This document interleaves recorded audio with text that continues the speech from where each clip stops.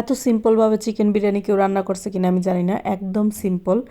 আমি শুধু চিকেনগুলোকে ভাজছি, আর তেমন মশলা বলতে ঘরে যা আছে সেই মশলা, আমরা নর্মালি যে মশলা রান্না করি ওইগুলোর মধ্যেই আমি পেঁয়াজ ভেজে নিছি, তার মধ্যে কিছু টমেটো দিছি, কালারও আসবে, সৌন্দর্যও আসবে। তারপরে হলো গিয়ে পেঁয়াজ বাটা, আদা রসুন বাটা, আর জয়ফল জয়ত্রী বাটা একটুখানি, আর দারচিনি এলাচ আস্ত দিয়ে দিছি।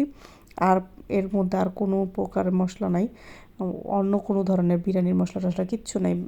একদম তরকারি আমরা রান্না করি যেভাবে ওইভাবে।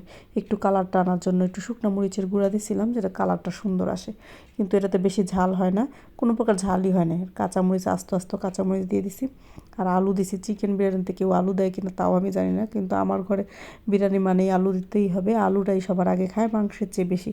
তো আমি মাংসগুলো ভালো করে কষিয়ে তুলে রাখছি, তারপরে আমি আলুটা সেদ্ধ হয় না এর জন্য আমি চালটাও দিয়ে দিছি, একসাথেই হয়ে যাবে। একদম সিম্পল, যারা রান্না করতে জানে না তারাও জানবে এইভাবে রান্না করলে, কিছুই লাগে না। আসলে খাওয়াটা হলো মন থেকে সুন্দর করে ভালোবেসে রান্না করলে সবই মজা লাগে।